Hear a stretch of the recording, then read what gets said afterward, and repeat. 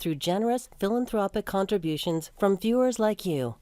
Thank you for supporting TVO's journalism. Just walking down the street should not mean taking your life into your own hands.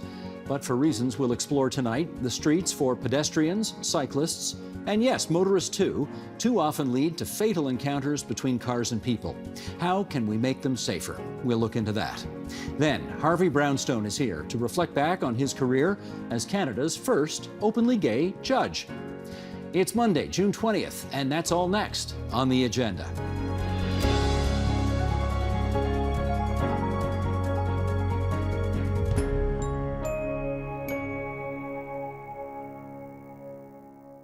There are surely plenty of theories as to why traffic fatalities are up over the past few months in too many Ontario cities. Maybe with all the COVID lockdowns, people's driving skills are rusty. Maybe those lockdowns have made us less patient and more irritable on the roads. Maybe incorporating more bike lanes on major streets has made sharing the road more difficult. Regardless, the fact is there is still far too much carnage, and there are tragically too many people still dying on the streets of our cities and towns. One such incident recently drew a great deal of attention to the subject. One of Canada's greatest maestros, Boris Brott, became the victim of a fatal hit and run right near his home in Hamilton. So we start there tonight. From that city, Fallon Hewitt, reporter for the Hamilton Spectator. And Fallon, I wonder if we can just start, as I welcome you to the program, by having you tell us the details about what happened to Boris Brott on the 5th of April. Yeah, so the 5th of April was like kind of like a sunny and warm spring day. It was really like an average day. I live in the lower city, so I went for a walk that morning, and so that morning we were in the newsroom in Stony Creek, and I think it was around 10 a.m. when police put out a tweet that there had been a collision involving pedestrian near Durand Park, and an older man had been left critically injured, and that the car had fled the scene. And then there were a series of other collisions that followed that were happening around the city. We were trying to figure out what happened, and it ended up that they all were connected in the end of the day. But later in the afternoon, police had announced that the older gentleman, who had not been identified but was obviously later identified as Boris, had died of his injuries. I think it was just later in the afternoon. The crash happened around 10, and I believe he died later in the afternoon, or we found out about that. It's funny you describe him as an older man. He was 78 years old, but he was the youngest 78-year-old I ever knew. Anyway, let's continue. What can you tell us about the person who killed him? So Arsen Ajlajovic, he is from Grimsby, and so he is in his 30s, and from far as we know, he had like a history of some driving charges. He had specifically in August or in the summer of 2019, there had been an incident in a Grimsby park where he had rented a van and drove it through a crowded park there near the lake. And he had actually had his license suspended and had been charged with dangerous driving. How long was the license suspended for? It was about 12 months. I believe the Crown had appealed for 18, but his defense wanted 12, and he managed to get the 12. Originally, if they had the 18-month suspension, he wouldn't have actually had a license the day that Boris was struck. So it's not to say that he wouldn't have been in the car anyway, because we know people drive with suspended licenses, but yeah. I guess there's a chance he wouldn't have been. Where is he now?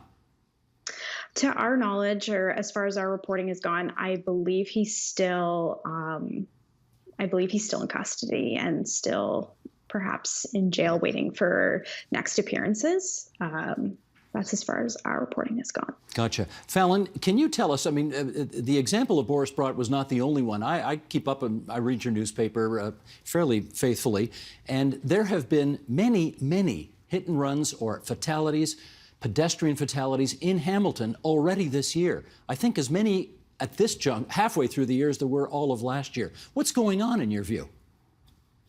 Yeah, I don't know if it's like you had mentioned, like the pandemic, or like, what exactly is happening? Like, there's a lot of sort of theories that are bounced around by like road safety advocates. Like, there's the question of the design of roads, such as Main Street East and King Street East, where there have been 2 fatal collisions, at least to my count, and then several other like collisions have seen people seriously injured.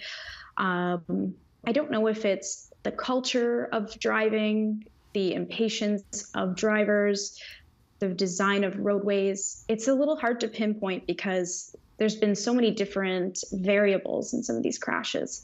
Like there was one earlier in the year at King and Main Street, which is an intersection in the central east part of the city, where the person who was driving the car had stolen the vehicle, and it was in the wee hours of the morning. So it's really hard and then crashed and killed 3 pedestrians that were just on the sidewalk. And then on Main Street East, there was the collision that killed the Darts bus driver. And it's unclear what exactly is, if there are linkages or if it's all situational, but there are a lot of different like theories and reasons that people believe that this is happening. That's Fallon Hewitt, reporter for the Hamilton Spectator. Fallon, we thank you for getting us started tonight, and we're going to continue to discuss this in more detail now. Appreciate you being here. Thank you. Well, let's welcome another voice to our conversation. In Parry Sound, Ontario, we're now joined by Eleanor McMahon. The former Ontario cabinet minister lost her husband, OPP officer Greg Stobbart, when he was hit by a truck while cycling on a country road near Milton. The truck driver had 5 violations for driving with a suspended license and $14,000 in fines outstanding at the time of the incident. Eleanor, you and I, again, as I welcome you to the program, you and I have had this conversation far too many times, I'm sorry to say, but I know that, well, let me put it this way. My dad and I saw Boris Brott and his wife Ardith a week before he was killed. So, I mean, the shock you can imagine. But I suspect, given your background, you had a different or distinctive reaction to the news of his death than maybe anybody else in the province. When you heard the news, what went through your head? Well, thanks, Steve. I knew Boris as well. I had the privilege of serving as Minister of Culture, and I sit on the board of the Art Gallery of Hamilton. So both of those things brought me into contact with Boris, the wonderfully talented and amazing Boris Brott. Condolences to his family. I was so shocked and saddened by the suddenness of it. Even though my husband's been gone for 15 years, these are triggering events for people like me whose heart sinks when you hear of another tragic loss that was entirely preventable.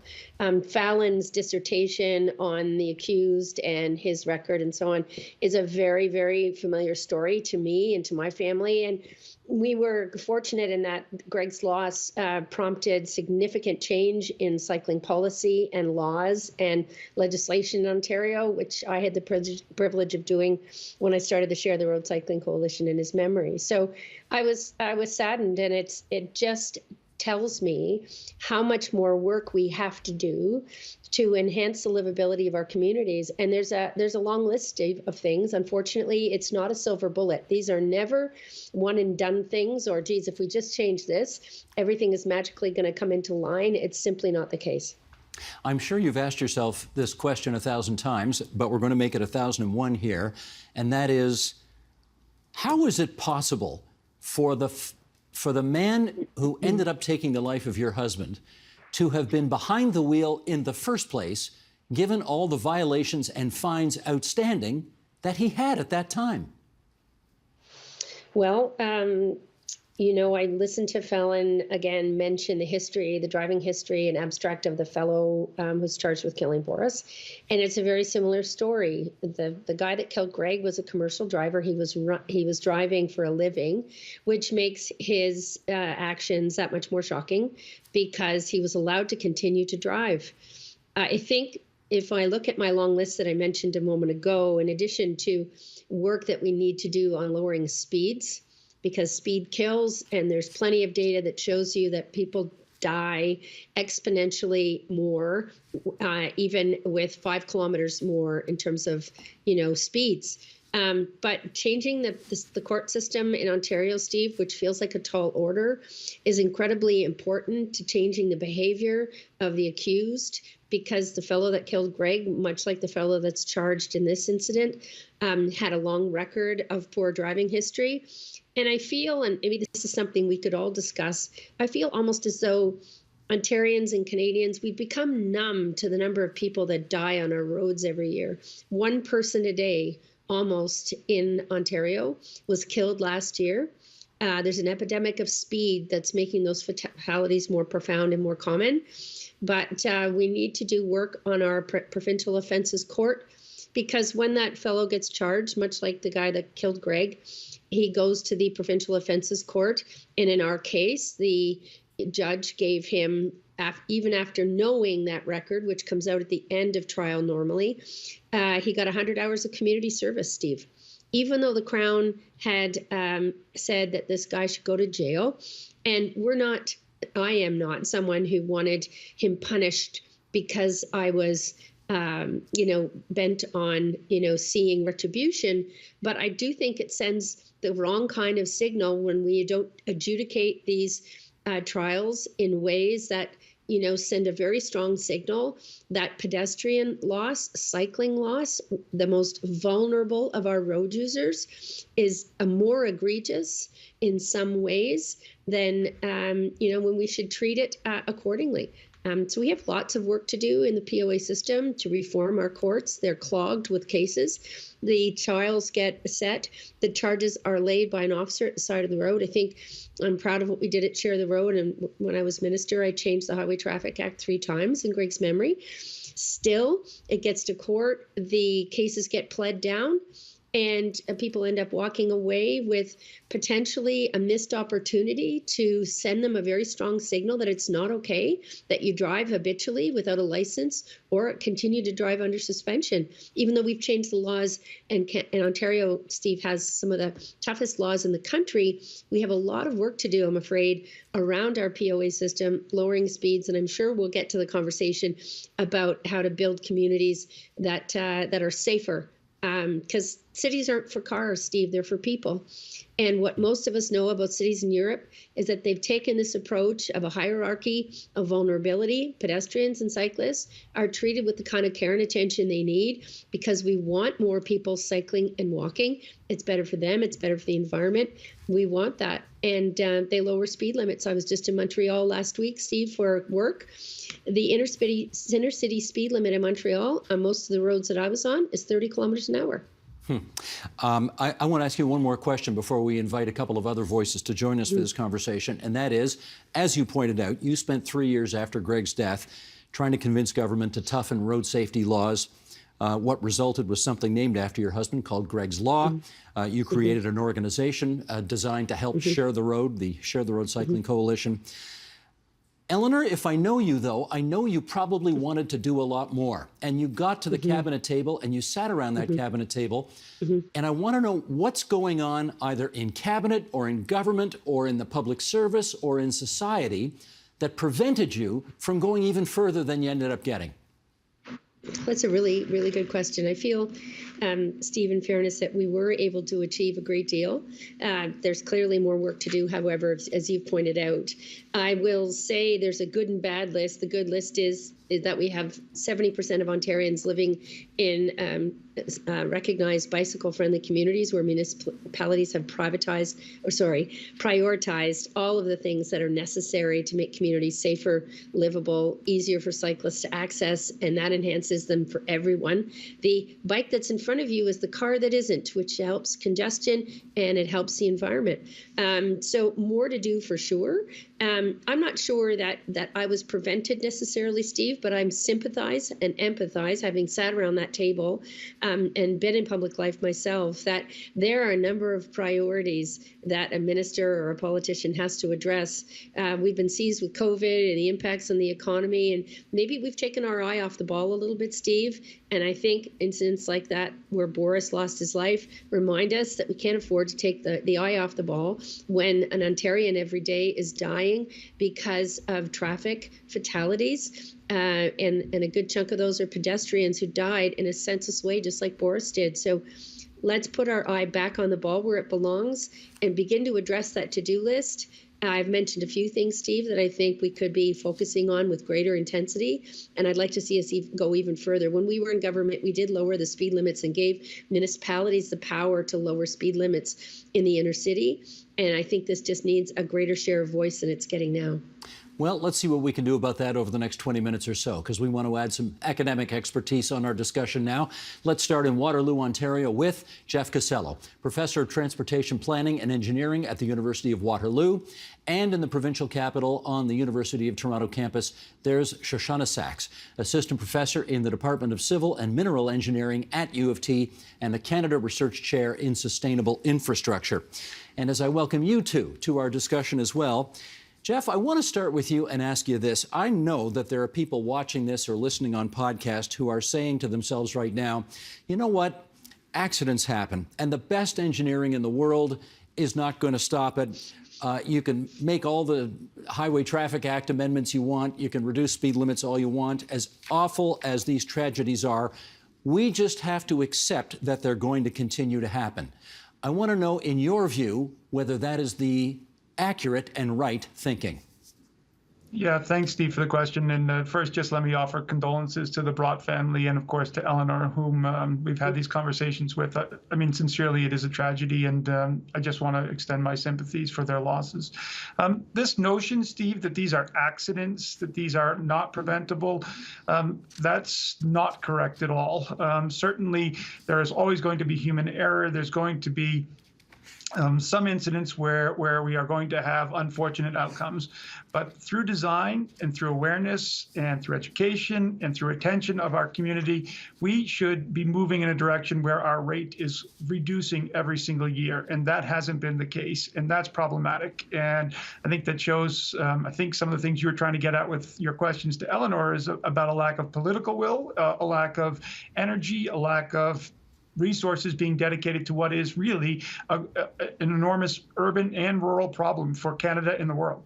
All right, Shoshanna, let me follow up with you on this. In the larger cities of this province, you got cars, you got trucks, you got motorcycles, you got bicycles, pedestrians, skateboarders, rollerbladers, e-scooters, and no doubt other things as well that I haven't thought of yet. And they're all trying to share the road safely, for the most part, sometimes not so safely. I'm sure we've all seen examples of them all doing things, people walking carelessly with their faces in their devices or cars running red lights. Anyway, we know the list. My question is it beyond our ingenuity to make all those disparate modes of transportation work together harmoniously on the same roads? Absolutely not. We know how to do this. We are by no means the first place that has tried to wrestle with these problems. Cities all around the world have worked on how do we share and how do we take road safety. And we know the answers. And Steve, I think it's important to reflect on something you said in your introduction. You know, is it bike lanes? Is it making space for non-car modes that's dangerous? And it's absolutely false. There's been research done by everybody, including by myself, that shows that making bike lanes makes things safer. Making wider sidewalks makes things safer. The car and the people driving the cars are the ones most likely to mess up in a way that kills somebody. And that's a choice we make through our infrastructure. When we prioritize cars, we are saying we choose death because we want a couple minutes of convenience. We don't have to do that. There's lots of examples on how to do it other ways. And the choice to do it at the moment is willful ignorance. Well, okay, I don't want to leave everybody with the impression that nothing's been happening on this because, Eleanor, as I mentioned a moment ago, you did found this Share the Road Cycling Coalition. Can you tell us a couple, two or three things that the coalition, through its work, has been able to do over the years that you think actually has made things safer?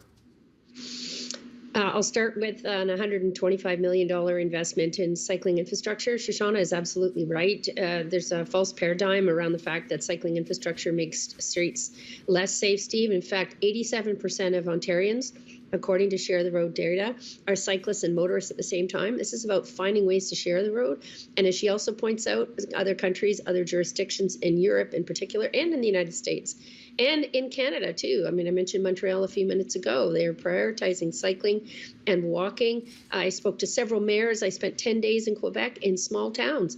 And their first statement to me was, we are prioritizing active transport because it's a way of the future. We need to achieve our climate goals.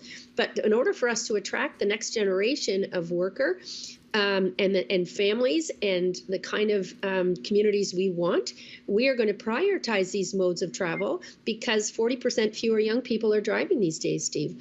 Fewer and fewer young people are getting their driver's license because it's not affordable. They are choosing to get around differently. And cities around the world will tell you that they are attracting jobs and investment as a consequence of making those decisions.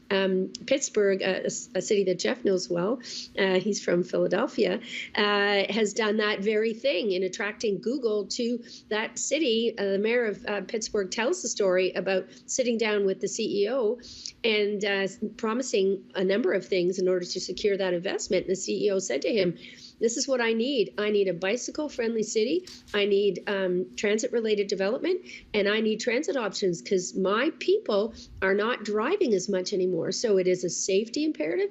It is a moral issue in terms of choosing to increase speeds rather than lowering them, and choosing to not prioritize these modes of travel. That is a clear decision to be made, and it's being made, and we need to change that conversation, and we still have work to do. But it also has important economic implications because the future of cities is in active transportation and in finding ways, and that's what our politicians need to do more often. Well, this is probably one of, I don't know how many, let's just say lots of conversations we've had on this program about this subject, and I can recall one 3 years ago where we had, from the Toronto Police Service, Warren Wilson, on the program talking about, and I gave an example of something that's happening 50 yards from where this studio sits, the corner of Yonge and Eglinton, and what you will see at that intersection on any given day. Let's refresh people's memory about that, then we'll come back and chat. Sheldon, if you would, the clip. You could stand 50 meters north of this studio right now at the corner of Yonge and Eglinton. You could put an officer there, they could stand there all day long, and they could make a fortune. They could make a fortune pulling over people who are making illegal turns, who are running the red light, and so on and so forth.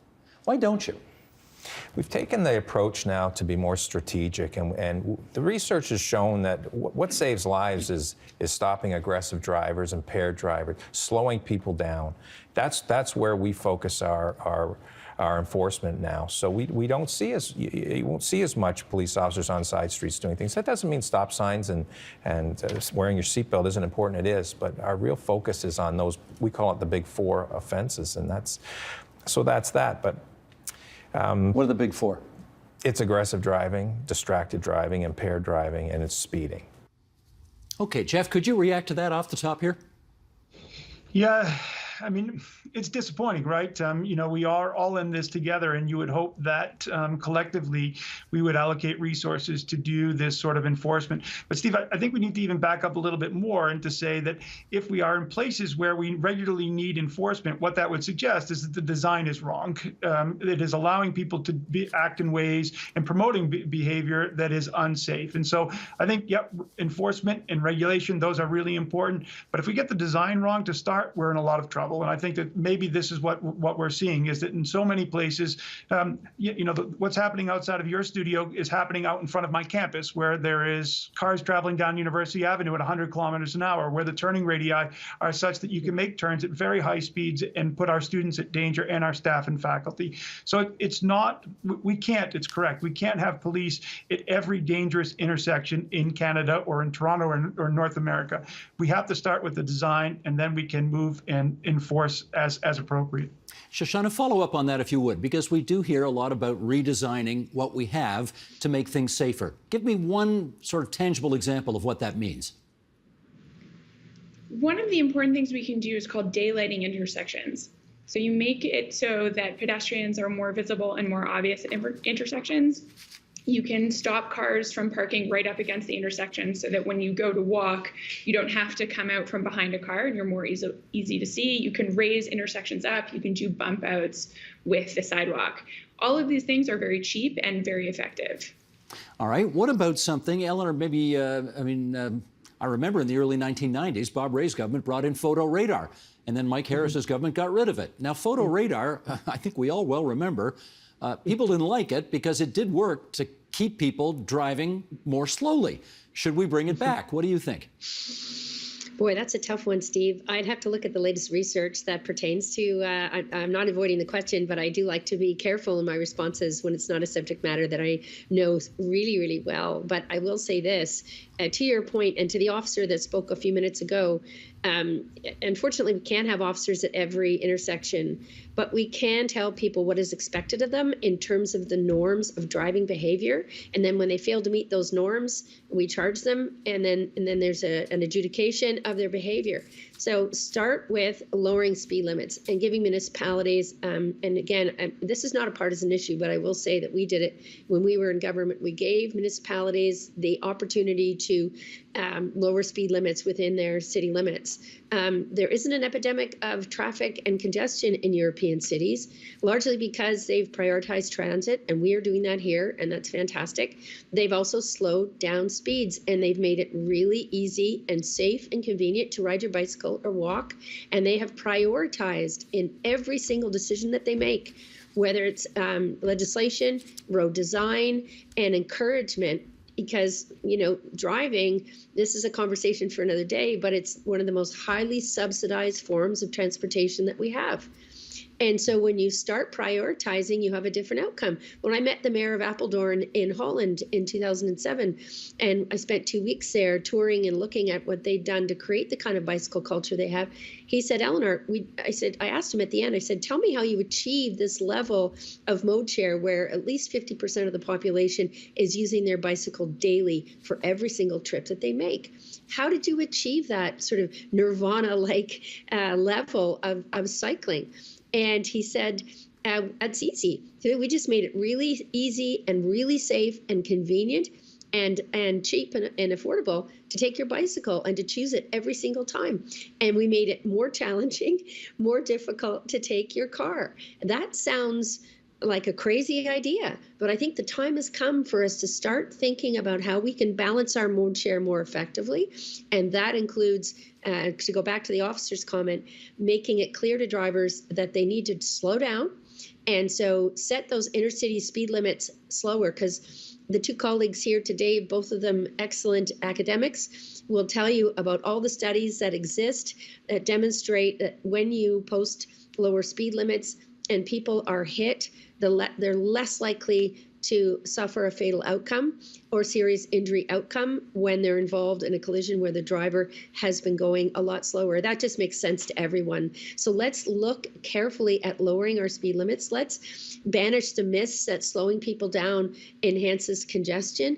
You know, there are a lot of myths here that we need to address, because that simply isn't the case either. And, you know, that alone, lowering speed limits, is a really good step. So I heard what the officer said. Law enforcement is only part of the equation. They will enforce, Steve, the laws that they are given. They can't go outside those parameters. And so beginning to really tell motorists and everyone else, because again, a lot of us do all three. We walk, we cycle, we drive. And so let's continue to escalate that mode share. It doesn't mean that we don't prioritize driving, but we need to do something about our roads to make them safer and to start looking at the equation that results in those better outcomes. What is the evidence, though, Jeff? Tell us about when you put up signs reducing the speed limit, do people actually follow that limit? Yeah, that's a tough one, Steve. I don't think that's the case. The evidence suggests that it's really the geometric features that dictate how people drive. So again, if I use University Ave here in Waterloo, right out in front of our campus, it is 2 lanes in each direction. There are wide shoulders. There is some downgrades. It really promotes traveling at speeds that are much higher than we would want in a pedestrian-friendly area. You know, elsewhere in Waterloo region, they did something called a road diet that our colleagues will know something about. There was 2 lanes in each direction on a kind of a local road. There was no reason for the 2 lanes. There was no capacity constraints. And so they took a lane in each direction away. They put in a planted median. They put in bike lanes. They narrowed that roadway. And it sent a very different message to drivers that this was a place in which you were going to share the road with cyclists and pedestrians, and you were going to travel at a speed that was appropriate for that sharing. I think I just want to go back to one thing that Eleanor has said a number of times, and that's the word prioritize. In North America, after World War II, we began to prioritize autos above above everything else in every urban setting. And now what we're trying to do in many places, Steve, is we're trying to go back and retrofit cities so that we can accommodate pedestrians and cyclists, where what we really need to do is on every project that starts in an urban setting, we have to start and say, who are the vulnerable users? Our pedestrians, our cyclists, our rollerbladers, our scooter riders, all of the people that you mentioned in the intro here, Steve. And we have to put them first. Let's accommodate those folks first, and then let's think about how we can get the automobile fit in as sort of an afterthought, to be candid, and do it in a way that makes sure that the travel speeds and the travel behaviors of the drivers are going to be satisfactory for all the other users first. That's the priority that we should think about the way our designs happen in our urban settings. Okay, Shoshanna, I want to bring a chart up now, and I'd like to get your take on what these numbers seem to say. This was driving while distracted, and we have a chart here that shows the percentage of fatally injured drivers who were distracted while driving. And it's broken down by age demographic. And for those listening on podcast, let me just say the biggest demographic of those fatally injured drivers who were driving while distracted are those between the age of 16 and 19. No other demographic is as high. What do you infer from those numbers? To be honest, not that much. I mean, the numbers are probably pretty close within the margin of error of the study and what we would call the uncertainty. 16 to 19-year-olds are our earliest drivers. They're in some ways more dangerous than other drivers because they have less experience and are more likely to make a mistake. But the thing about doing road design and community design well is that you make it so that mistakes aren't fatal. Everybody is going to make a mistake at some point, and we don't want to live in a world where a 17-year-old making a mistake means that for the rest of their life they have killed somebody, or that somebody else's life is ended because a teenager made a mistake. Of course teenagers are going to make a mistake. Our responsibility as a society is to build a system where that mistake doesn't equal death. Gotcha. We have a minute left here, and Eleanor, this is in some respects a terrible thing I'm going to ask you to do with only a minute to go here, but Ardith Brott buried her husband 2 months ago, and you've been there, and I wonder if you could give her some advice on how she's going to get through the rest of her life. That is tough, Steve. I'm happy to tell her what I did. I'm blessed to have a tremendous support network of family and friends who just kept telling me one day at a time, get up every day, and that's one thing you can do. Just get up and get dressed and try to put one foot in front of the other, because your life partner and your best friend has just been taken from you in the worst of ways, especially in a preventable collision. You know, my husband was a police officer, and while I didn't worry about him getting killed on the job, it is always in the back of your mind as a spouse of a police officer. To have him taken doing something that he loved and something that made him, you know, the kind of fit sort of, you know, citizen who enjoyed good health, kept him out of the hospital, lowered our health care, did things that were good for the environment, is a little bit more egregious. And so to Mrs. Broad, I say, take a deep breath. There's a lot of love and support around you in the community, and just take it one day at a time. It does get easier over time. The loss never truly goes away, because that's just not the nature of life, but it does get easier over time. Brilliant advice. Eleanor McMahon, thank you so much for joining us from Parry Sound tonight. Jeff Casello and Shoshanna Saxe, grateful to have you alongside for this important conversation. Take care, everybody. Thank you. Thanks, Steve. Thanks, Steve.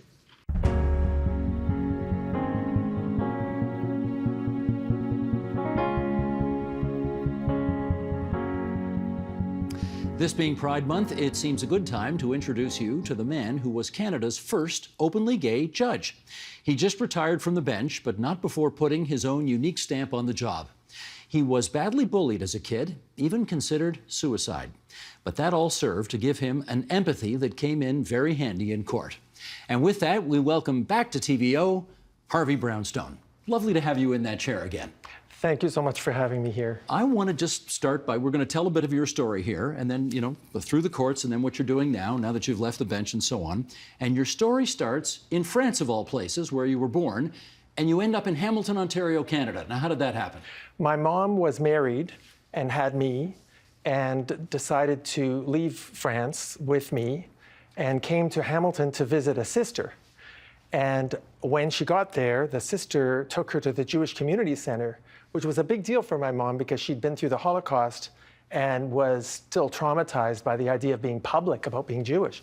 And my dad was the director, and they met, and she stayed.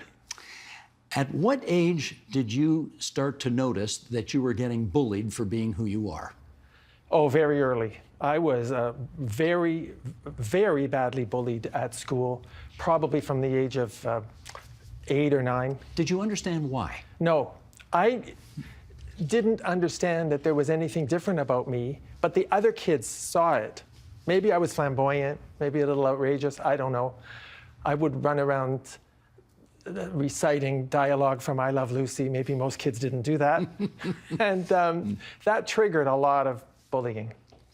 At what age? So you say you didn't realize that at the time that you were gay. When did that revelation come to you? Around the age of 12 or 13, around puberty, I suddenly realized that the attractions I was having were not the same as what I had been programmed to be attracted to, and it caused a lot of distress. So this is 1960s, 70s, Hamilton, Ontario. Yeah. So how much support would there have been for somebody who had those views back then? Zero. And certainly my parents, when I finally told them I was 19, they took it very, very badly, and I was basically ejected from the home. Let me just understand that. You realized at 12 that you were gay. You didn't tell your parents for another 7 years? That's right. I didn't, I assumed that it would go away, that I just hadn't met the right girl yet. Then when I went away to university and I was 19 years old, I told them because I finally figured out, okay, I'm gay. And that was a big mistake to tell them then because I was still financially dependent on them and they cut me off. So I spent 5 years on welfare, getting myself through university and law school, and then we reconciled. How did you tell them? I told them that I had feel that I was born that way and that I hoped that they would not see me any differently. I wasn't any different than the person they always knew me to be, but the reaction was extremely negative. Now, you know, of course, me being from Hamilton, I knew your parents very well. Our parents knew each other. I've known your parents my whole life. Your dad ran an athletic center. He ran a community center. He was a macho, athletic guy. How did he take to this? He took it very well because he had a social work background. It was my mom that I think she felt somehow responsible for me being gay. She really felt that she must have done something wrong. And it took her a long time to come to terms with it, but she did, and we reconciled. And in fact, I invited them to my law school graduation because I wanted them to see that I had made something of myself, that I could make them proud of me in some way. You know, rejection is a very strong motivator, and it made me an overachiever. So I graduated from law school, top of my class, and then I was very determined to be a successful lawyer, and then that wasn't good enough. I had to become a judge, all to please them, really. And you really considered suicide along the way? I did. In my darkest time, when my parents had cut me off and I found myself alone at Queen's University with no money, I called suicide prevention, and they put me on hold. I know, I read that. That's crazy. And I was so angry that they were putting me on hold, and then I thought to myself, you don't really want to die, or you wouldn't be angry, you wouldn't care. So I hung up, and I decided that must have been a sign. Good for you. How did you determine that you wanted to be a judge? I was very disappointed with a number of judges I appeared in front of as a lawyer.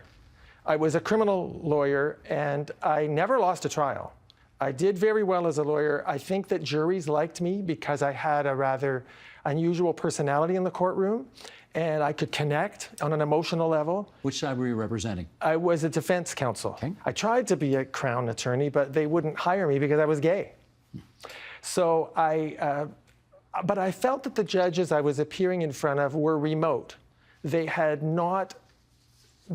didn't understand poverty, they didn't understand mental illness, they didn't understand domestic violence, they didn't understand substance abuse, which is really the clientele of a criminal court.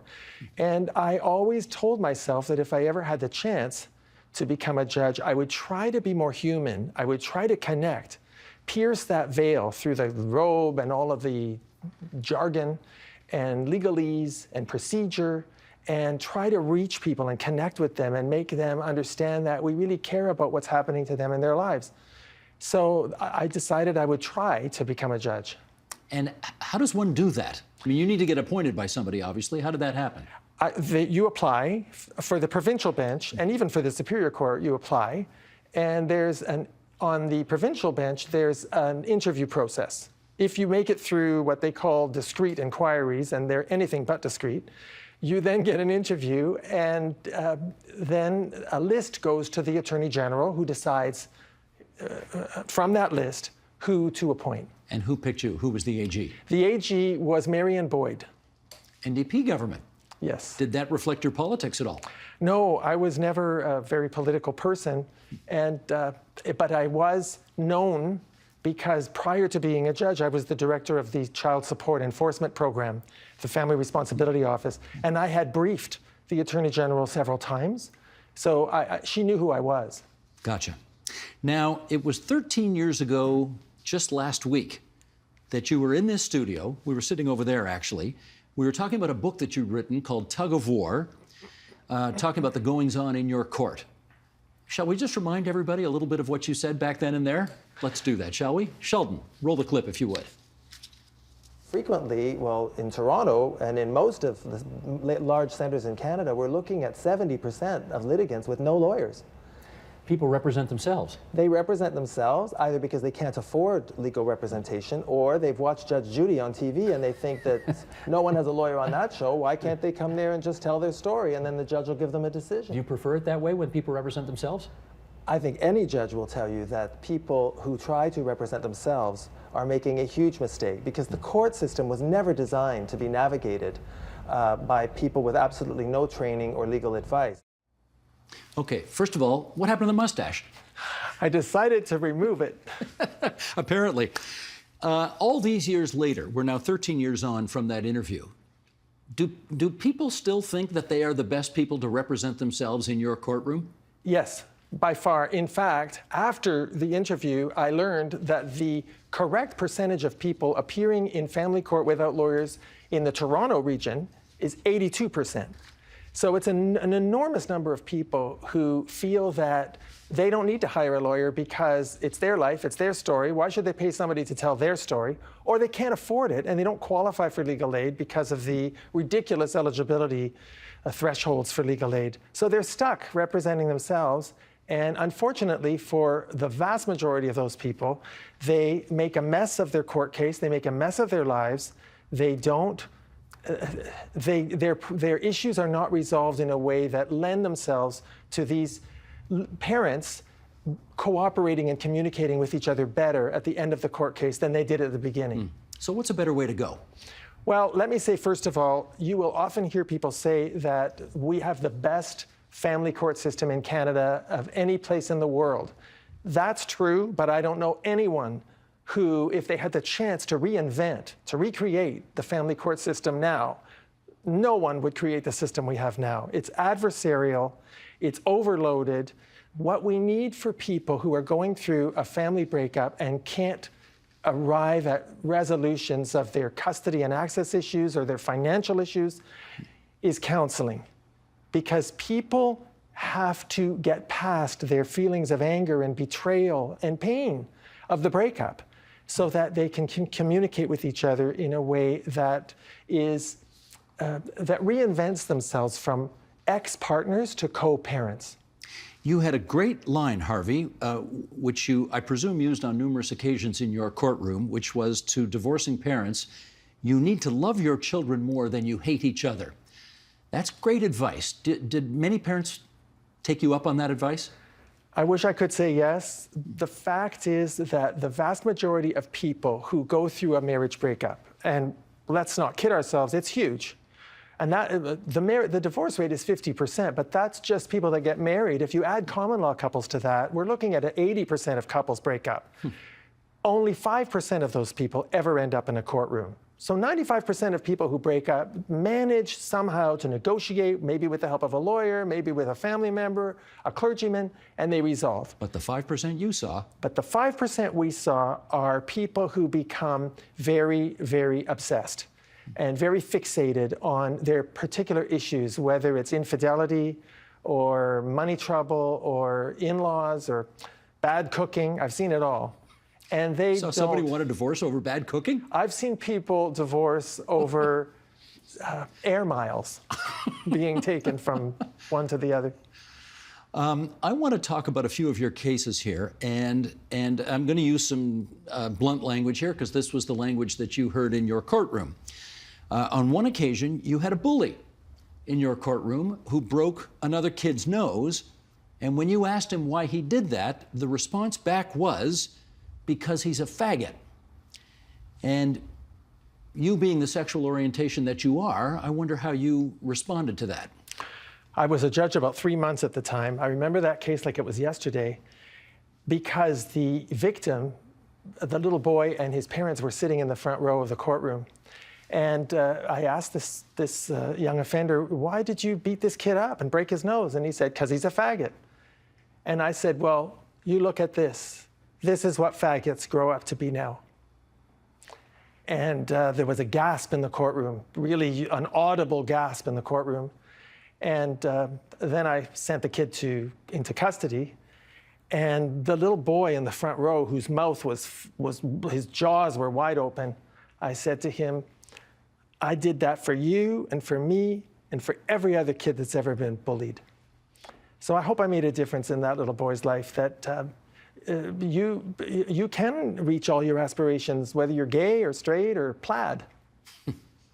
Do you ever get to find out what happened to the people that you sentenced? That kid, for example, who broke the other kid's jaw, do we ever know what happened to him?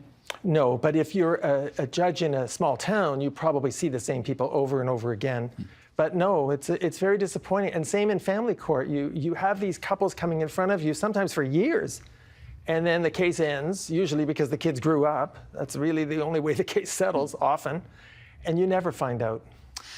Harvey, the response that you came back to that defendant with is nothing that probably any other judge in the province of Ontario would have uttered, and yet you said it.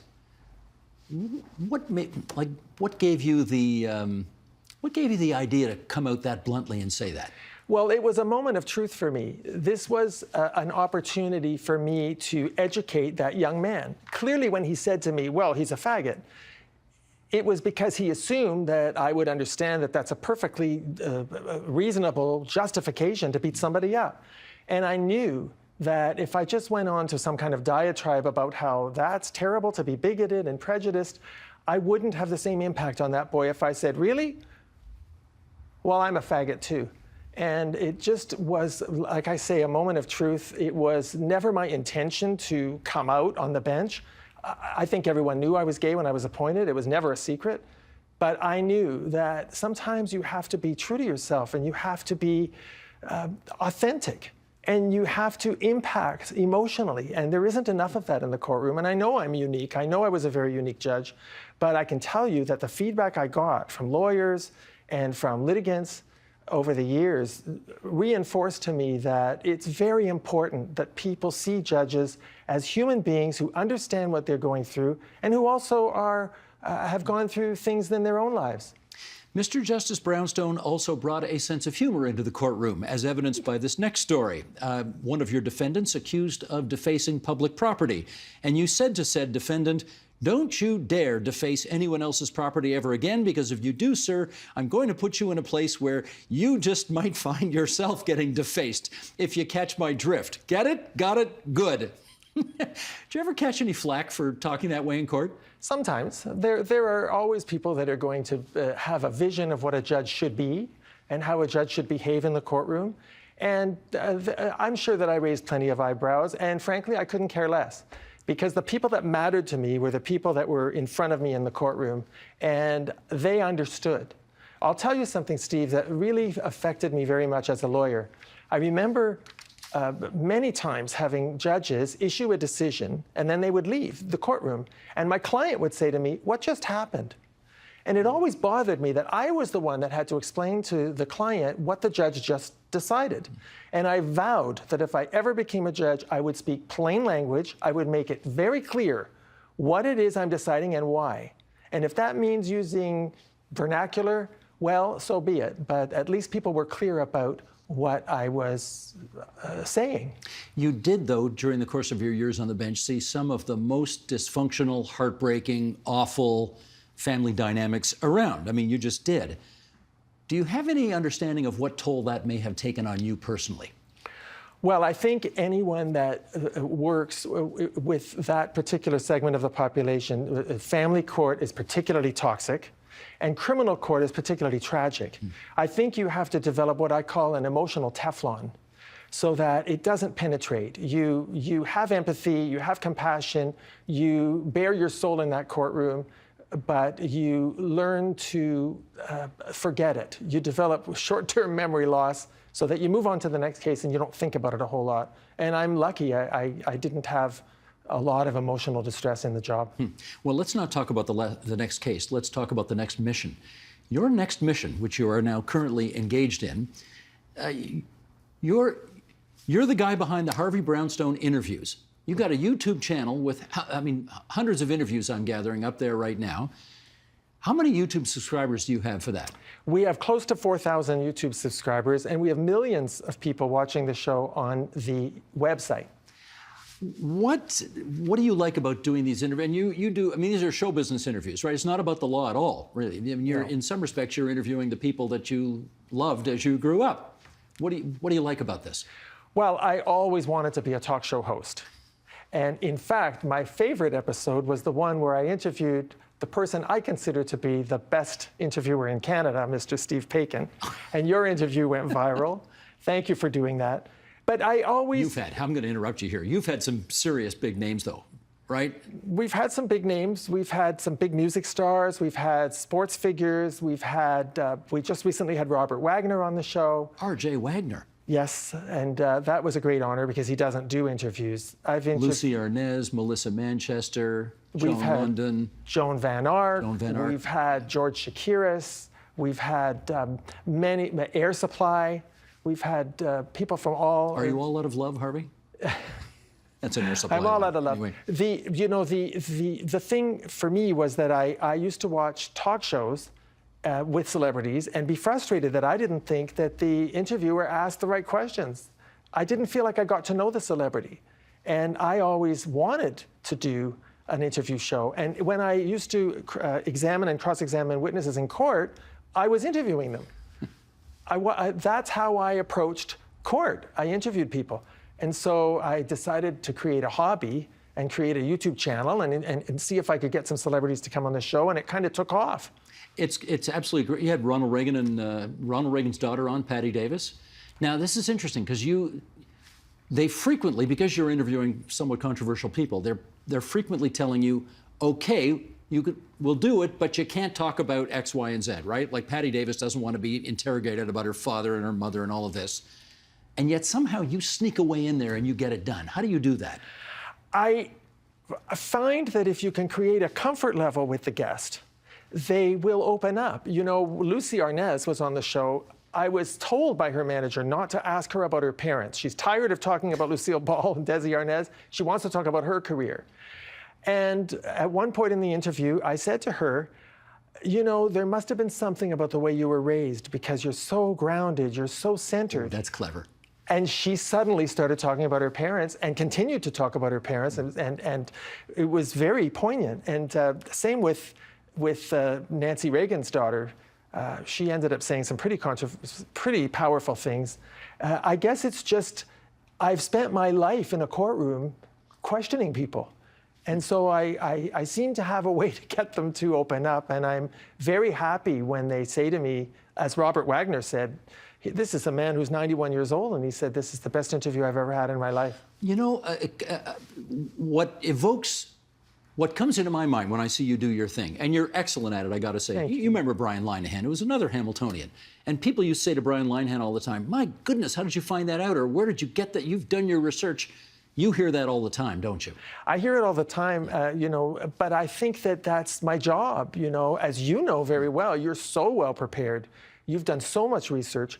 I think that if I'm going to have a guest on the show who's given me the kindness to come on my show. They don't get paid to do it, and many of them are not promoting anything. They just agreed to do it out of the goodness of their hearts. The least I can do is be prepared and ask them interesting questions that they've never been asked before. So I watch their other interviews, and if they've written a book, I've read it. And I'm loving the fact that people seem to resonate with these interviews. I'm going to ask you one last thing, which is, you've told us about what it was like to be a gay man growing up in Hamilton all those years ago. And now here we are all these years later, in 2022. How far have we come? How far do we still have to go? We've come a long way, for sure. I have to tell you, one of the most surreal moments for me as a judge was when I finally got to officiate at same-sex weddings, because I did perform a lot of wedding ceremonies for straight people. And it felt so weird to be bestowing this status of marriage on people, knowing that I could never have it myself. And then when same-sex marriage came along, I realized that we had really turned a huge corner. And yes, there's work to be done. Certainly there's work to be done for the trans community. There's a lot of work to be done in terms of discrimination. Bullying is still a big issue. It's a big issue for children, and it's a big issue for many adults too in the workplace. And it even exists in the judiciary. There's no place where it doesn't happen. So I think we all have to hopefully develop more compassion and more empathy and a sense of equality for our fellow man. Well said. Harvey Brownstone, it's so great having you back in this studio. I wish you continued success with the Harvey Brownstone interviews, which are just wonderful. And people, of course, can find those on YouTube. Be well. Thank you so much for having me on the show.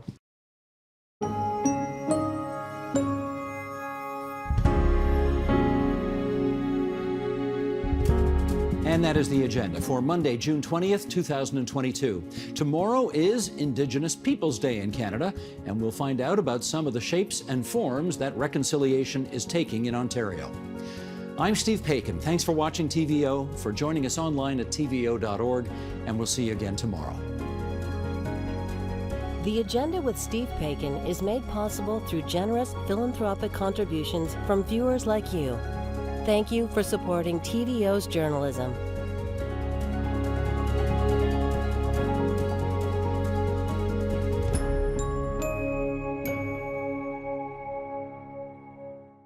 Kimapipitsin means compassion. In the last 24 hours, we've done 13 overdoses. Caring, it means giving kindness to each other, because if you help people out, then you are blessed to continue to do that. All it takes is just one person to care. Join filmmaker Maya Tailfeathers as she witnesses her First Nations community struggle with substance abuse crises. The older population is saying, well, why don't you guys just quit?